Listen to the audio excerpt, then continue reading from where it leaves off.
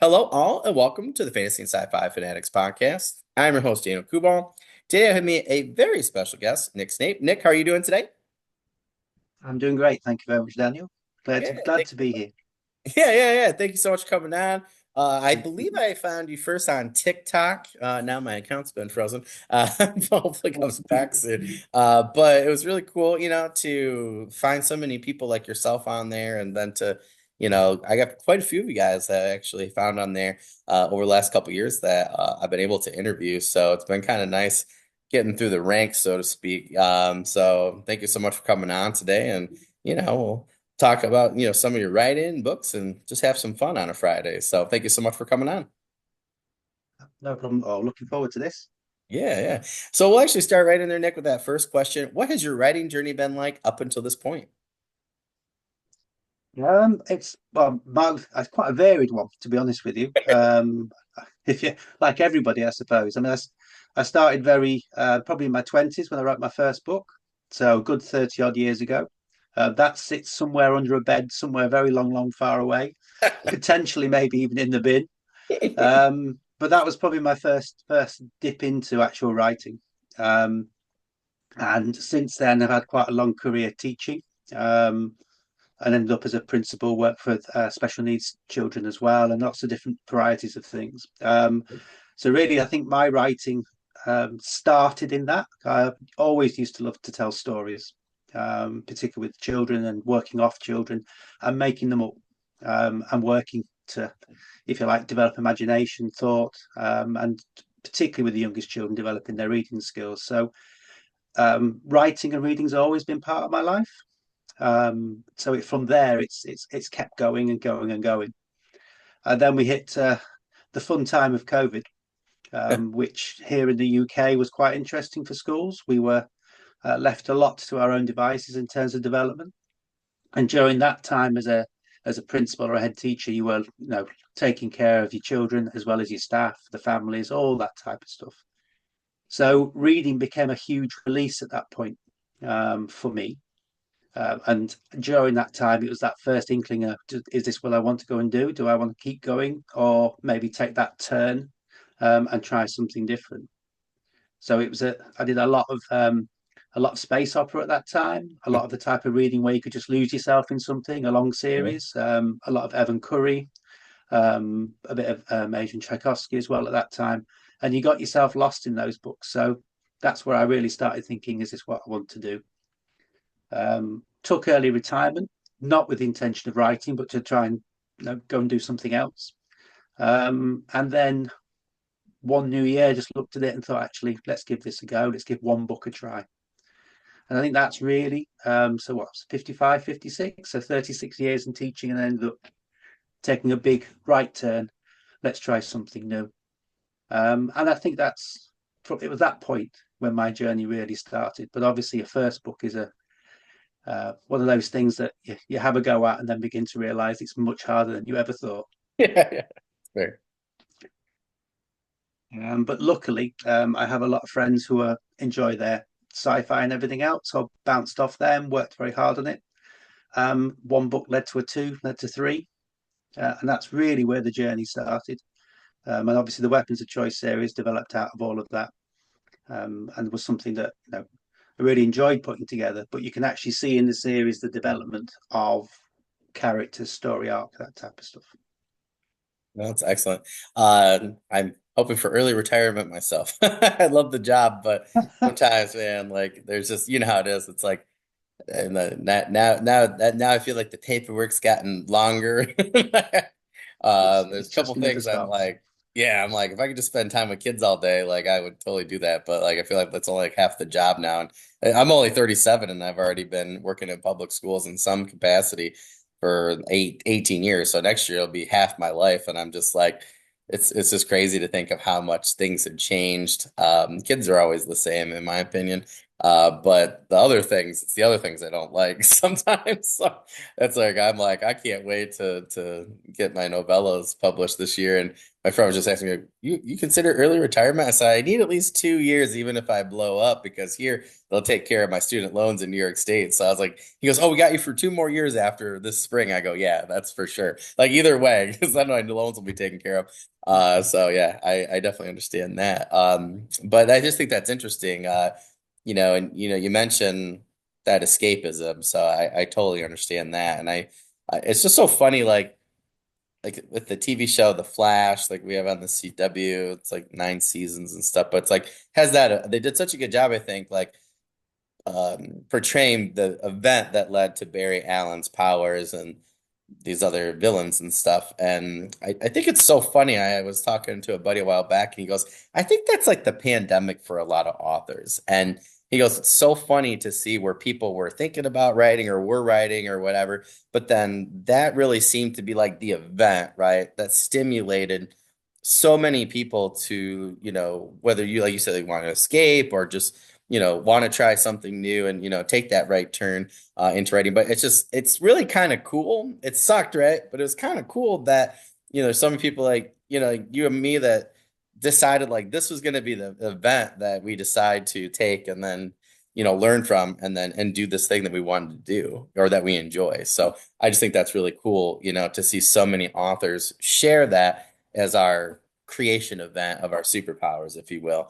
So I think that's really neat. But in terms of like genre, like what genre or genres are you currently writing and why? And I know you kind of peeked into, some new stuff there recently. So I'm just curious for our audience, what genre or genres are you currently writing and why? So, well, that's currently right. So it's quite strange. So I basically started off with, if you like, military sci-fi, military action type sci-fi, which was the weapons of choice. When that story arc finished, and obviously my first journey into writing, I really wanted to try experiment with something new. And it's from there that I had a go at writing, if you like, science fiction thriller or mystery thrillers. And the reason for that was I wanted to try different. I wanted to try first person point of view. I wanted to try unreliable narrators. I wanted to have a go at interweaving stories that didn't require the action part of it to tell the story, which obviously within military sci-fi is very, very important. And yes, it's still there, but actually the story is woven in a different way. So I just wanted to give something else a try. Um, Obviously, what you don't realize as a new author, an independent author, is you just don't take your audience with you at times. And so, though I love writing them, and I think actually in terms of the quality of writing, there's about the reviews have been very, very good. What you realize as you're doing it is actually that there's more to just a written book. By the end of it, you've got a different audience to appease that goes alongside of that. So that's been an important learning curve for me. And that fiction has an element of cli-fi to it, an element of climate fiction within it, because basically I built it around what may happen in the future. So the Oh, actual background to the story is in that. And then I moved from there and had a go at some dark fantasy, which is probably where my roots are as I've grown up in my original reading. I used to love Michael Moorcock's work, so mm, the Elric books and Cora and people like that, which is quite a sci-fi fantasy type feel to them. yeah. They've always been like a part of my life as I've grown up and learned what I really enjoy to read, and then led on to science fiction from there. So it's I wanted to try different genres, different approaches. So I've got three at this point in time, and then I've just started the last book, which I've just written the first draft off, is what you would call not military sci-fi. It's a step back, but it's more of an action orientated. But it weaves in what I've learned from the other genres. There's a Oh, bit cool. more of political subplot. There's a bit more depth to what's going on in the background. That's not saying that my military sci-fi isn't deep. It is. But it's human deep. It's about the people. Whereas that with these books, there's something.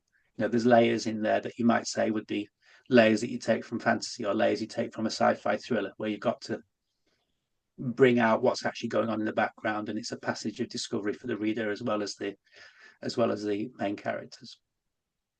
It is interesting. I was just talking to my friend. I actually bought him Mickey Seven, like Edward Ashton's Mickey Seven, and Hmm. I do think it's interesting, right? Where like you were saying, right? There's some of those political things are going on, are more global or wider scale, and they just seem to have different machinations and different things that go on. And I did read a couple of fantasies recently that were more that way. And my friend, he always talks about Dune. He likes where he feels it's kind of hits both spheres, really well in terms of interpersonal, but also those Yeah.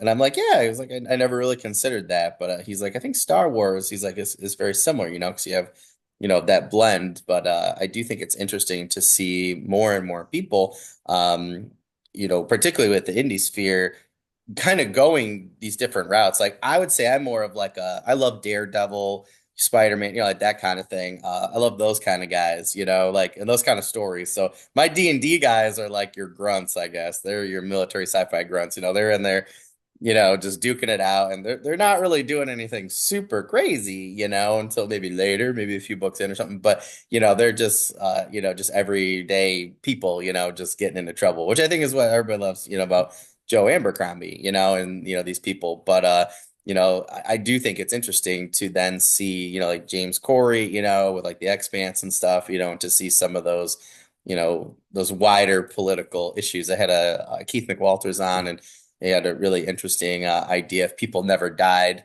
all of a sudden, and what did we do? And it had a lot of blend between like those old school, like interpersonal connections, but also it had like that wider range of what's going on in the world with those geopolitical issues in terms of sci-fi. So, but I just think it's interesting how so many people are, doing caveats and doing them really strongly or doing a blend. And I don't know, it's cool to see the different flavors. I think that's why indie in particular, and I think traditional publishing for myself, I think has gotten more exciting, because they've realized that people like myself, we really want those different those flavors, and to different degrees at times. So I think it's always interesting to see how people, how they kind of sit for people. So that's why I got my friend Mickey Seven. I was like, I think he likes this kind of, these little caveats and these blends, but that's really cool.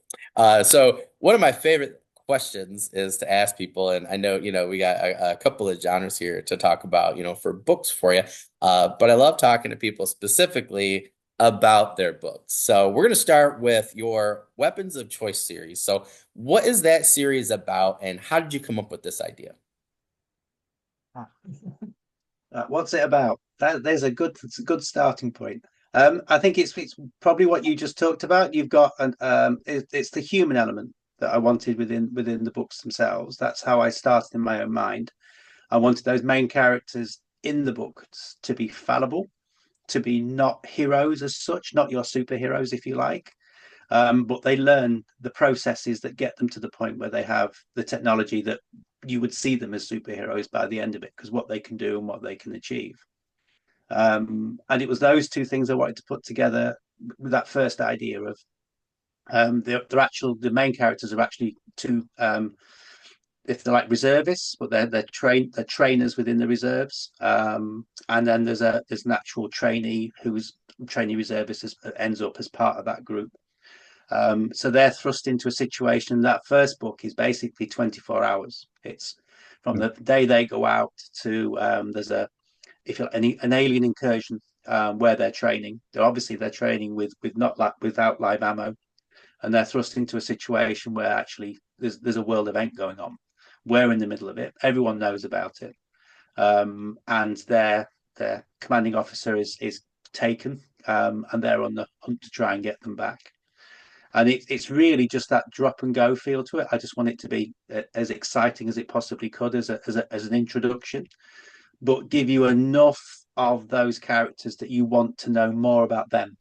So not as well as the events that they end up, because the book finishes with them finding something, which then leads into the rest of the series, which they don't have a choice about, and so they're thrust into that situation as ordinary people in an extraordinary situation. And I think I grew up, on the Buck Rogers and the Flash Gordon black and white serials and all those Oh things. yeah. So the other thing I wanted was them to be episodic, so that the books really cut to that event that happened at the end. But then there would be a story arc that would carry on. Um, and I think that they grow with that. So those events develop through the books, which is why I ended up with so many in the end in the series. It's an 8 book series, but the ninth book is really 2 books in one. But I couldn't get it together so that it would fit nicely in terms of wordage. I ended up having to put them together to make it work properly. So it's really that human element, and then it grew. So when we say what was the original idea, it expanded. So my one side of A4 story arc became 2, 3. I'm a pantster, so I tend to write as I go, and the characters lead me. And that's a lot of what I learned with writing the Weapons of Choice, is that these characters were really exciting, interesting people, and they took you into places that you wanted to go. The other thing I found out is that you can't kill them off when you get to that point. No one's allowed to die according to your readers. So, so I ended up having to. When I got to my 6th and 7th book, I ended up having to clone them and do all the horrible things to my clones rather than to the characters themselves. But there you go. But it's yeah. I mean that's where it came from, and originally it came from just a simple picture of a soldier in a forest. Um, that's where the idea came from originally, that someone showed me. I don't even know when, um, and it just grew and grew and grew from there. That's cool. I have to say that Hostile Contact, I bought several of them. I'm like super behind from last year. Small child. So, I'm actually doing pretty well this year though. So, you're in my, I have 52. So Hostile Contact, I'm trying to get onto my list from this year, but I'm still from last year. So I'm actually doing pretty well though. So Hostile Contact is actually in my possibly last 8 of 60 for the year. So I'm actually, I think, going to be done this weekend with like number 10. So I'm actually doing pretty well, knock on wood. And I've been slammed with work. So I'm like doing pretty well. I might get through like 3 next week. So, but I have a separate video for Hostile Contact and the other 7 books that I'm actually filming actually this upcoming week. So it's the 8 books that I'm trying to get to by the end of the year to get on to my actual, which have been 2020. Well, I guess now it's like 2024 reading list. So I'm getting slowly caught up, people. I had some review stuff that people just randomly were like, they knew I was busy. They're like, well, I just want your opinion at some point. So I'm trying to get through those. But I have to say, I absolutely love the blurb. When I first, that's what drew me into your TikTok, though, was I think the first time I had seen your TikTok, I actually have the books right here. I think it was maybe book 2, and I was like, oh, that looks really cool. But then when I saw and then I remember specifically there, Hostile Contact popped up for me in another one of your TikTok videos. So I was like, wait, like, what is this? And I don't know what it was about the green, the black, or the two of them standing in there, in the forest, with these other shapes and and people and stuff. But I was just like, I gotta check this out. So when I looked at the blurb, I thought, oh, this is definitely like my kind of military sci-fi. So I bought them. I, Oh, it's I very saw, kind of you. I'm really bad. I buy stuff and then I'm like, oh, I'm gonna get to it later. My wife's like, so you gotta stop. So now I'm actually on Kindle Unlimited. So it's helped me a little bit save some money. But yeah, I'm definitely excited to get to that one and to get into the series. But I'm just curious, as somebody who's writing a veteran, I'm writing. That's I've been struggling with is like dark fantasy. I can write that stuff all day. Um, but for me, it's been hard. I have a urban fantasy. I have a marine, and he's like literally it's prequel novella. So in my actual series, he's gonna be a monster hunter. But it's about my prequel novella series, like how he becomes a monster hunter. And I find that I have a hard time writing the military part. Like the other part is actually pretty easy, but the military part for me is really difficult. So I'm curious, like. What are maybe some tips or tricks that you found? I know it's a little different, in terms of genres, but I'm just curious that, maybe some things that you found were helpful for the military aspect, in terms of writing your military sci-fi. Because I know a lot of people that struggle with that. It's interesting. I think Number one, I picked UK military.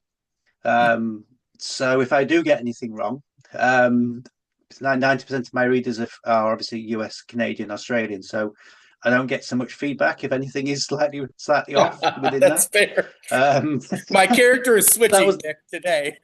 Fix the book. so that was one kid. Actually, what happened really was that you write that, you put that down, but then you go with those people that either have been in within the military or got some aspect of it, and they helped me adapt to that. And then from there, within the first couple of months, I got a couple of people getting in contact with me saying this isn't quite right. And that's the power of doing something electronically in terms of the Yeah. Kindle and things, because I didn't publish the actual physical books Mm. to begin with. So I got quite a bit of feedback, a lot of it positive in terms of how I approach things. But also on top of that, some advice in terms of when certain things would happen. Mm. Um, I remember I popped in, there was a salute I popped in there, and they basically said, ain't going to happen. Just won't happen there. And it was nice to get that, just a simple thing Yeah. that can knock somebody who is a veteran out, which they don't want. So it was nice just to get those tweaks of feedback. But the rest of it was probably I got a lot off the UK Army site, and things like that in terms of direction, and then obviously the people that I knew. But it's not easy. But once I set up how the squad would work together, Mm.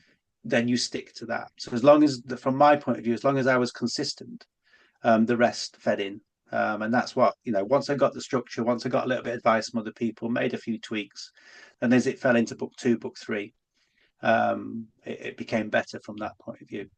But yeah, there's always interesting things that people feed you back, as you're going along. And it's some of the language as well. I think 95% of the language in terms of the interaction was right, but there was somebody who came back and said, "Oh no, we wouldn't say it like that. Just no." And you've Yeah. got the scope to do it. Now it's an audiobook. I haven't got the scope to do it. Once it's set, it's set. So, Yeah, yeah, yeah, yeah, yeah. um, Oh, so that's cool. but that's generally, so it's hard to give you advice other than pick somebody from a different country. No one can argue. But I think it's great advice. I was looking for so long. I was looking at military sci-fi. I was trying to find veteran military sci-fi authors, and I was trying to find, somebody that would that was knew enough, about writing in the genre, but also like wasn't big enough to, be like, oh, no, I don't have time. So my friend JR Wise, thank you, JR. He's gonna help me out. He's been helping me out, but I'll ask him on Instagram. This poor guy's about to get flooded because I'm at a point where I just have to finish. I just have to finish my fifth draft, and especially the military part, like some of the military stuff. I'm just gonna word bomb it. I was trying not to word bomb him, but he's like, I'll give you a straight feedback. So this poor guy's gonna get so much word bombing. So I know I'll have a lot to tweak between five and six, but it was nice to find somebody, who, has that experience as a Marine, and I can say, hey, would they go? I do it all the time. I'll say, hey, like how would they do this, or what type of equipment would they use, like that kind of thing. So I definitely think, if you can find somebody, it took me a while. It took me almost 2 years to find somebody. I was in veterans groups, like all over the place. Like if it was Marine hashtag, I was there. I was telling people, I was like, I'll pay you. I will give you free books. I'll name you a character in the book. Like, what do you want? Like, but yeah, it's definitely not the easiest thing, but I definitely agree with you. If somebody can, if someone's willing to give you that feedback, and you could change something. I definitely, in the future, I don't have as many Marine things because he's going to be an ex-Marine, he's going to be a veteran. Well, I guess that's one thing Jared told me: once a Marine, always a Marine. So that's different. But yeah, I had my character saying he was a warrior. And he's like, no, he's a Marine. And he's like, it's a thing. He's like, we don't say it. We don't say soldier. It's like, we're not soldier, we're Marine. So I was like, oh, so just that alone, really elevated. My friend Daniel Green helped me out, Logan D. Irons, and that was one thing he said. He's like, yeah, these guys, they would not say they're soldiers, like they're Marines. So I changed that right off the bat. So I think that it was really good advice. But I agree, anytime someone knows more than you, I definitely would listen. But that's awesome. I'm looking really forward to that because I was on a lot of military sci-fi last year, and then I've kind of tweaked away because I had other people that asked me to read their sci-fis, and they're a little different. So I'm kind of anxious to get back to the military sci-fi. So, like I said, I look forward to the Hostile Contact. And you said Hostile Contact, or the series is on Audible then, or audiobook? The first five. Oh, So perfect. basically, yeah. So not all of them, unfortunately, at this point, but six, seven, eight are not on there at the moment. But yeah, the first five are on. Oh, cool. That's awesome. They're on all platforms.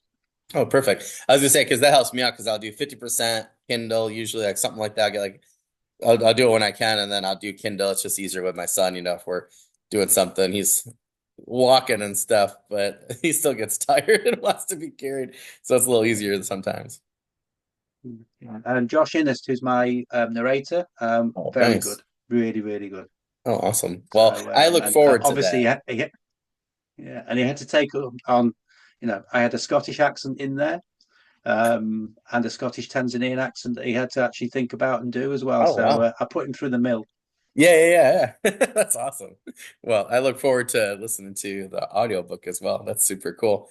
Yeah, I don't know. I tend to just love the combo now. I did it out of necessity before, but now I tend to actually really enjoy it. So, which is good for you guys because I end up buying twice as many products and I actually get through and, I can actually, physically like, read them and get to listen to the audio. And I actually have gotten used to and, talk to quite a few narrators too in the process. So, it's cool. Yeah, I always learn something new. So I'm really curious about your scorching sci-fi thriller books. I didn't know you had those, Nick. I don't know why those weren't popping up for me on TikTok algorithm. So that's so interesting. um, So yeah, they're very different, and I think that's probably why. So in terms of how they present, so like I said, it was something I wanted to do slightly differently. I wanted to make a not these aren't really a rights term, but they're nearly. Um, but they have got, if you like, the first book certainly has an action military bent to it, but certainly not the second. So these evolved from conversations I had with a friend who basically we talked about how we would model where the climate would be in the future if we just carried on as we are. That was just where mm, the concept came from, and how would it be fixed from that point of view if we needed to fix it. yeah, And what we and the more we looked at that in terms of a concept, it was actually, this is a good place that we could run a sci-fi book. It would be an interesting type of approach. And the other thing I wanted to do, strange as it sounds, is I wanted to do a buddy cop type of thing, but between a human and, in this case, it's a robot octopus. oh, Just something off the wall, yeah, just to see what would happen if I did this type of thing. So if you think about the relationship that we have with our machines, with the things that we have, um, can you take that a step further? Where would it be in 30, 40 years? Would you have your own, why would you have that? Um, and it was very off the wall. I don't know why I went there, and I started writing it, and then it worked, and then you keep going. And so the first one is very much like a vlog style. So it's basically a narrator oh, that cool. that you are watching. So you're watching the scene, and then you get comments along the way about what's happening or how those things are happening. So it's a very twist on the normal genre, breaks the fourth wall. And what I found is that you get people who really get into that. It takes them 15, 20 pages. And if they give it the time, then they've loved the book. But it's getting past that first section. You've got to tune in to what's going on and how it presents. For me, I learned a lot about first person point of view and how to present it. I learned a lot about how to layer a story, because this is quite tricksy. It goes a little bit back and forth. The narrator hides things from you. You don't know about all his emotions, how he feels about what's going on. So it's quite a different approach to writing a book. Um, and for me, it's been those people who've read it have really engaged with it, or completely the opposite. It's Yeah, they've gone, no, it's just not for me. It's been quite a different feeling for that. But above all else, it's still got that human element. I still wanted that interaction. So in reality, what you've got is a human and a robot, where the robot is actually the conscience, is yeah. actually trying to calm down the situation, trying to make things a bit more how to react to things. Mm. Um, Quite a deep book in that way, but also there's still all the action and things that go with it. So it's quite an interesting concept. I don't know why I went there, but I needed to do something different. Yeah. And it works, but it's not, obviously it's not the military sci-fi side of things. But once I'd built that world, and you had that concept of it, I wanted to then play with it again, because I'm interested in also trying out the mystery side of thrillers, and trying to write a story with hints, which obviously you don't tend to get in military sci-fi. You might get some, bludgeon is the wrong word, but you do tend to get hit over the head with events. And I wanted something more subtle to play with. So in the Scorching book, the second one, The World in My Hands, the idea was that yes, the Earth was in trouble. My aliens have arrived to say, yeah, we're going to help you out. But just in case we don't, we're going to build these colony ships for you and send some of you off. And it's basically those people who are in those colony ships are the richest or the lottery winners. There's no other. There isn't space for everyone else. So that's the premise, is that you've got these people on these ships built for them by aliens, and they're going off to find a new world, to start again while Earth's being repaired. And then it's the evolving story that happens on there, and really it's just twisting it round about trust. These are the people that have just because they have their status, they've been chosen to go ahead. They're not spacefarers. They're not people who know how to survive on that ship. They are just people thrust together in a where everything is just about done for them, and they've got to get through their day-to-day lives, for an innumerable number of years. And it's putting those people in that situation, and then you've got a murder maybe, or a suicide, that goes on one ship, something that happens on the other, which is very similar but a different style. And then it's weaving those two stories in and out, for the reader. So the idea basically being that the reader learns what's going on, Mm. whereas the main characters have only got half their story. So basically what you're doing is you learn as the reader everything that's going on, from the human side of it and the alien side of it and the ship side of it, whereas the main character is in the dark, and it's how they react to different situations, or the two main characters. So I've got a 40-year-old personal assistant, and I've got an 18-year-old rich kid, disaffected, and those are what weaves in and out during it as well. So it was, for me, it was just interesting to actually play two characters who are very different from each other off in similar situations, and how they would react to it. And obviously they were going to react in what's relevant to them. So it is very different, from that point of view. But it works. The reviews have been superb. But again, it's the readers. So I've got the readers who read the Weapons of Choice. Will they like this? They would if they give it a go. But it's a different genre, and it's not, Yeah. mainly if it's not their genre, not everyone likes stepping out from it.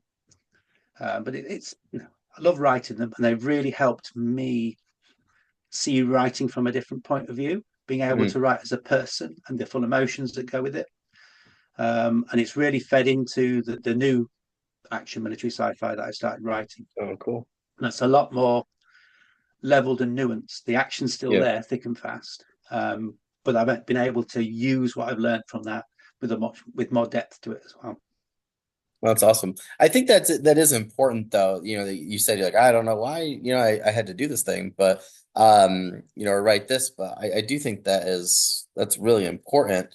Um, I think that's me with urban fantasy. Like I love sci-fi, I love fantasy, and more like sci-fi fantasy, I guess, is more what I was writing before. But now, like one point I was like, I want to do like military sci-fi, but like a mech warrior thing almost. And Yeah. and just like I love Pacific Rim, so I don't really have anything that big, in terms of the suits, but I always loved there was a show, like a cartoon. It didn't even run for that long in the United States, but it was like I think it was like called Exo, and they had like these exoskeleton suits, and they were toys, and it was really cool. And I don't know, that always stuck with me. And before my son was born, my wife's like, "You're gonna do what in 10 days?" I was like, "I'm gonna." I had this idea and I went through and it was like 11 days before my son's due date. And I was like, I'm gonna write this whole book. And we were on vacation, I guess we were on vacation and we weren't going to see my parents because my son's due date was like right around after Christmas. So we didn't want to be traveling, and be at a random hospital or something. I didn't want to, deliver the baby in the back seat of the car or something. So we stayed here and I literally that's all I did for 10 days. My wife was tired and she would sleep. And I think I just looked recently. I think I have like 48,000 words out of like maybe 1,000 for 100,000 for this thing. But it was like I I'm gonna go back to it at some point. I actually started writing that before my urban fantasy, but it was weird from so many perspectives. But I did learn a lot of different things from the outlining. I learned a ton about screwing up an outline and then discovery writing and trying to blend. And I'm a lot better at doing the blending of the two now. But yeah, it was interesting. Like the things that I learned just from starting that project even and getting like halfway through. I don't know. I don't know if I can explain, how I've used those, lessons in a lot of different ways for my urban fantasy. And then coming up, I was stuck with book one for my urban fantasy, and I was like, "Oh, I'm gonna do these prequel novellas." But doing that random project for 10 days helped me figure out how to fully outline and plot and figure out the direction of my actual book one for my urban fantasy. And I'm like super excited in the summer, like once I get my other two done out of my prequel trilogy, is I have book one ready to go. Like I know exactly what's going to happen and it's going to be really cool. But like if I hadn't have just done that random project that I just had to do at that time, I don't think, the pieces would have fallen together. I would have learned the lessons I had to learn to come back to that project. So I do think at times it's like the Connect Four game, or like stuff just kind of slides in, you know what I mean, at a certain time. But if you're not doing stuff, nothing happens. And at that time I just had to write that thing. So I don't know. When you were saying that, I really feel that. And I learned a lot from that process, even though it's, totally a different genre, but learned a lot about characters and voice and stuff at that time too. So I could definitely understand that. It's ticking me off though, because I remember the book now because I did put it on. I put both of them because your Dark Fantasy book one came out at the same time. I put both of them on my website. So I can't believe that TikTok and nothing like sent them back to me in the algorithm. So I just want to point out to you and our audience, I am your audience, Nick, particularly for that book. So I can't believe after everything I do in the algorithm, it just goes to show you, right, that the algorithm is really hard to get in sometimes and that your audience is still out there, but maybe they're having trouble finding you. And we're friends on every social media platform, for the most part. Like it's kind of drives me nuts. So it's crazy that if we're sharing stuff like that, back and forth and it's nuts that haven't seen that book in a long time. So it's crazy to think about. You can do feels like we're both swimming, trying to get to the same location and tidal waves coming through or something. It's very strange. Yeah, it's interesting. I mean, basically, you've got something, and I've had this discussion recently on people's social media about that turn, that approach, and what you can't do is expect to take the readers with you when you've got a Yep. specific thing. Now, obviously, if I pitch the books as action books, then I've got a slide in. But then I wrote the second one, which is more of the mystery thriller. So to me, that they are very important because they've helped me develop. Um, I'm not someone that can not finish something. So Hmm. because I wrote it, even if it was the worst thing in the world in terms of me, I would still go back and back and back until it was something I could put into a book. Um, and it's just my nature, I think, and that's probably from education, isn't it? It's you Yeah. you can't let the children down. You have to keep going, however hard it may be. Um, and I think that's me in terms of when I start a project. I haven't got this. Don't take this in the wrong way. I haven't got an unfinished project. Um, I can't not. I've got stuff that's finished and I won't publish, but I can't leave it. At that point, it just won't sit with me. I don't know why, but I've certainly got stuff I wouldn't publish, tucked away somewhere. The trunk gets pretty big after a while, right? Yeah, yeah. It's kind of nice to have OneDrive now. We can just put it in there and not have to like walk by it and hear it talking to you. Yeah, I definitely understand that. That's really funny. It's funny because I was talking to Kelly McCullough a couple years ago. It was like my second season about his Fallen Blade series, and that was the book one was his trunk novel, and he just couldn't figure out how to get it to work. And then he did Web Mage, did that series, and they're like, "Oh, we want like a dark fantasy, something unique," and then he took that old trunk novel out and you know put it in there and tweaked it, and then that became book one. And I love book one in particular. It's like it was such a unique thing. So I always tell people like you never know when that idea is gonna come back to fruition. Now I have to say, Nick, I have three that they have not talked to me. But it's probably good that they just stay that way. But you never know, right? Maybe a character or something pops up later on, and something. But it's But funny. even there, if you hadn't written them, you wouldn't be where you are True. now in terms of Yep. writing. So Yep. they all have a benefit along the way. Yep. It's part of that learning process. I think it's just how it is. And for all those, someone out there will want to read them. So eventually, you will go back. Yeah. Yeah. Yeah. No, Um, it's totally the one true. on, the one from my twenties under a bed somewhere, not so much. That's going to stay there, forgotten. Oh god. I actually just found one the other day and I was just like I was groaning. It was a couple weeks ago. My wife's like, "What's wrong?" I go, "Just found this old file email to myself." She goes, "Oh, like blah blah blah." I was like, "Nope, it's good in the email." It's like I'll save it, but I said nobody needs to know anything about it right now. But I want to make sure I don't run down on time a little bit, but I definitely want to make sure we have enough time to talk about your Warriors of Spirit and Bone books. I was so happy when you had sent me book one, to put up my website and stuff for updates for people. I was like, oh, that's really cool because, I didn't know you were doing that at that time. So I thought that was cool, that you had a couple things, come out at the same time in different genres, or subgenres. So I'm just curious that, what these books are about and, where those kind of ideas came from because they sound really cool. Yeah, well, I, fantasy. I think you mentioned is that no, fantasy's always been part of my life in terms of the things I've done. I used to. I mean, you mentioned D&D. I used to run. We would call it games master type lead stuff for everything from Stormbringer to some of the White Wolf games, Cthulhu, that type of stuff. Probably this type of thing where I didn't use I never used preset scenarios. I would always make this stuff up as I went along, feed off characters. And obviously, Michael Moorcock is one of my heroes in terms of writing and the stuff he did. So it was going to happen at some point. It was always going to happen. Um, but what I found was that the complexity of a fantasy was very different from the sci-fi. Mm. And I think an interesting learning curve going along. So I've actually just had book one re-edited, not for any changes in terms of the structure of the book, but in terms of how to get across the background story to the world building. So I've made an alteration within that. Um, and again, it doesn't change the content, the dialogue, but it just gives a more succinct understanding of the world that it's in, because it's easy once you've got it because it doesn't change throughout the book. It's just a concept, but it's getting that concept across. So basically, it's a dark fantasy. It edges into dark fantasy horror, because my main bad guys are soul eating, immortal.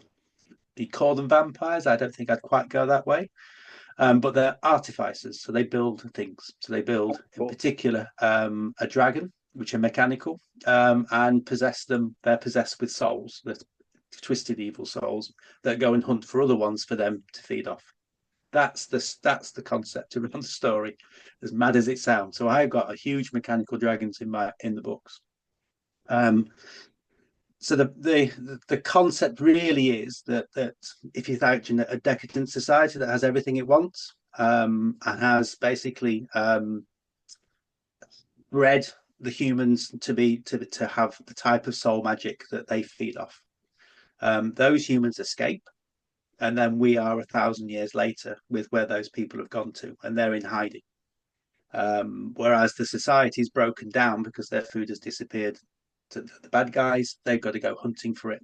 Um, but and that's where you're at in terms of the story. You leap forward to 1,000 years, And what's basically happened to the people that have escaped is that they're in hiding. So to hide, they cover their world with a veil, and that veil is formed of the soul magic that they drain from their own people.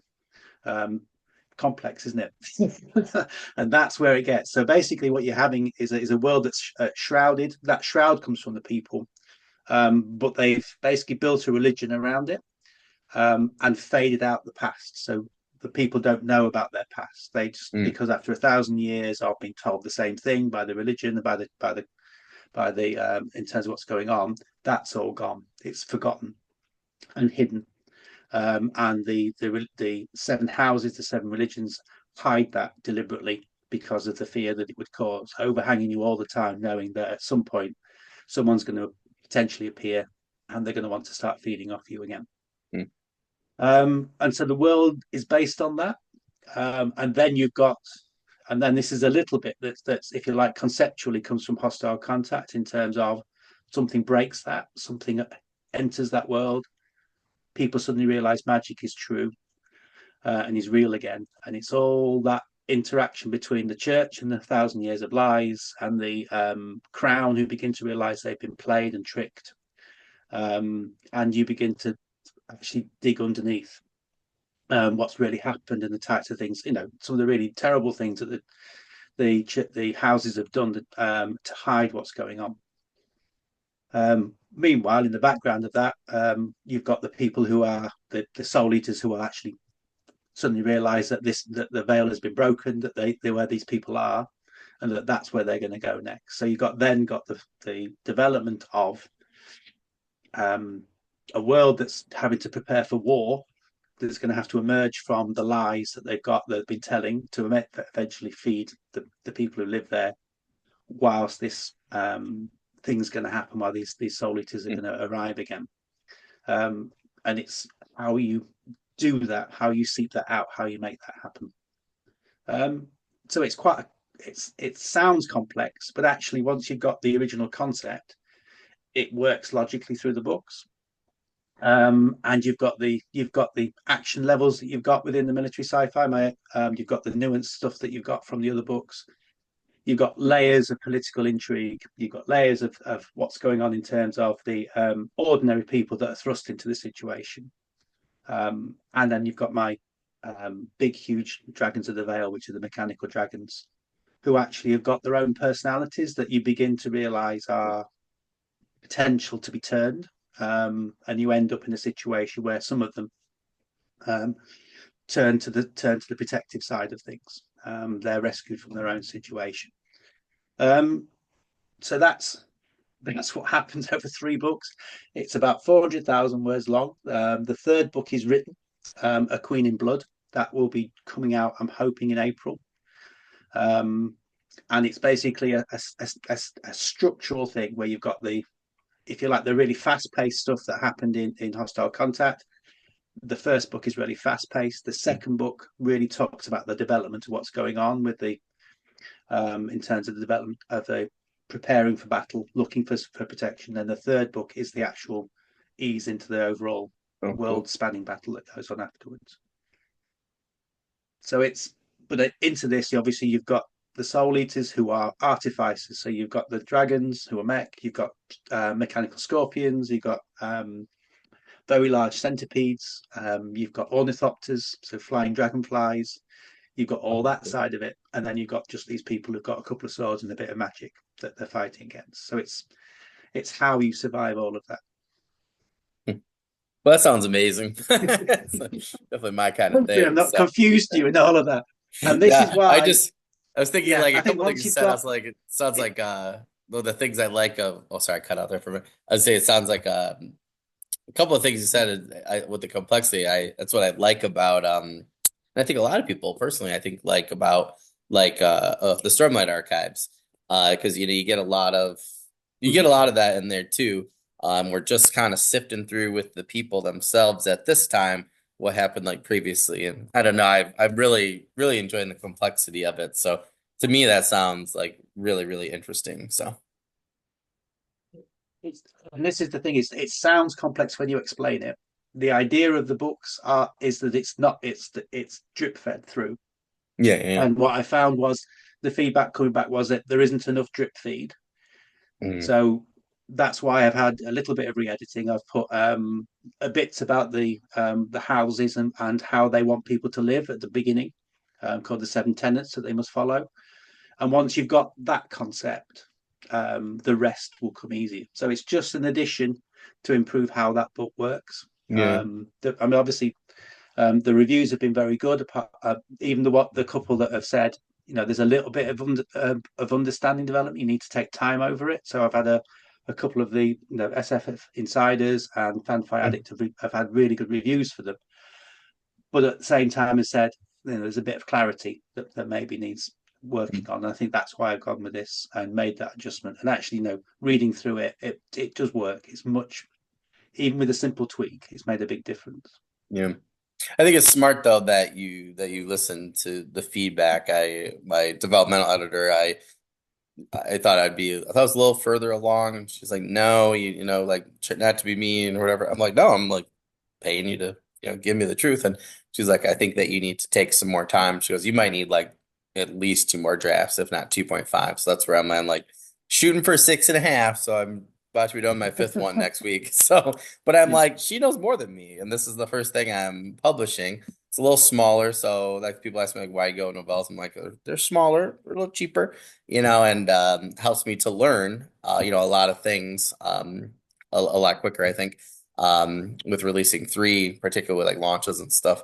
But yeah, I tell people like when I had Logan D. Irons, H.L. Tinsley were my two alpha readers, when they were like, yeah, like I like these things. All three people said the same thing when development are also the same issues, and then I was like, I assume that J.R. Wise would say similar things, but it's nice when they're all saying the same thing, But I'm like, well, I tend to listen to people that know more than me, and they've all published far more than me, and a lot better too. So I think it's smart that that you listen to feedback.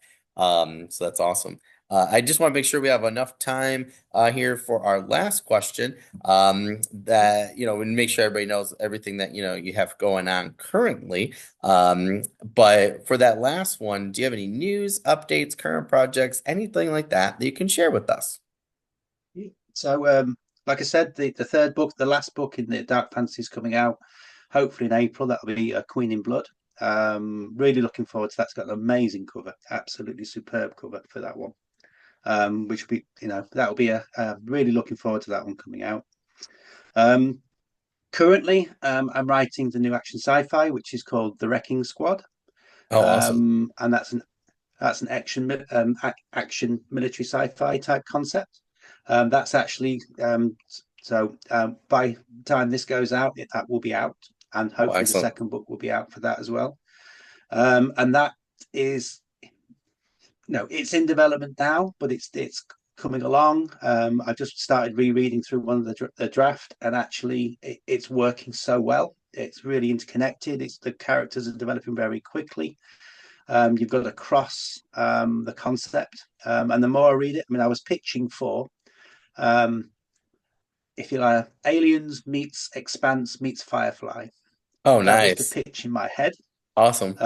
I got within the first 12 chapters, which I'd been through this morning again, and that's exactly where it's heading. You can feel the first two, you can feel the expanse, and you can feel with the intrigue and the political machinations going on behind. You've got the Firefly in terms of the relationship between the people and what's going on in their lives in the background, and also on top of that, I know we've got the alien interference. We've got the action that's coming up that's part of it as well. It's going to be really, really good. It's just one of those things. So when Yeah. and everything just comes together. And when you talked about how fast you wrote your other one, I mean, written this. Um, it's come along so quickly. It's just felt flowed as we've gone.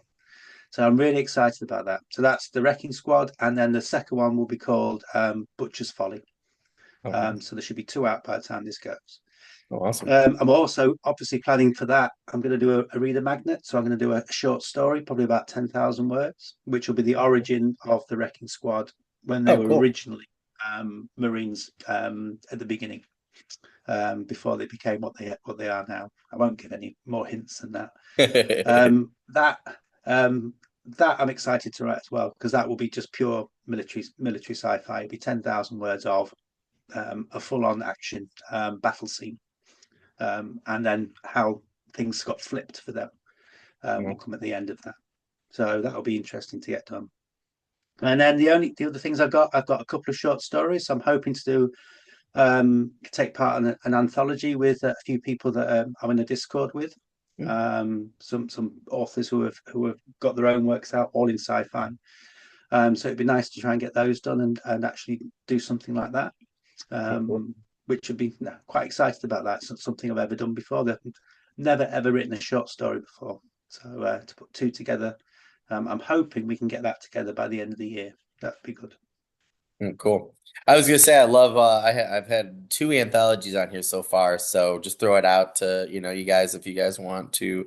I could save you a slot or add one for season 5. By the fall I'll be done season 4 mid-October.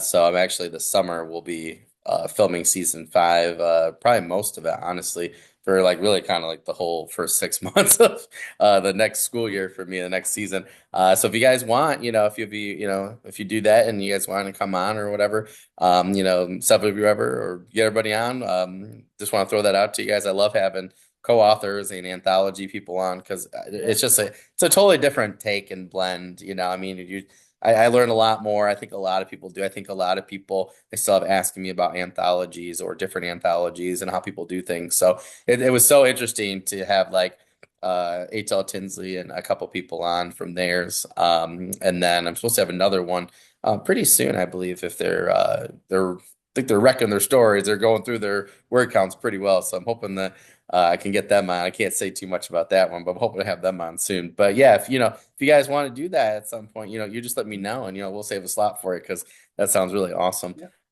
But just want to remind our audience you can find all of Nick's links, book and social, down below in the description, anywhere where you're watching or listening to this podcast.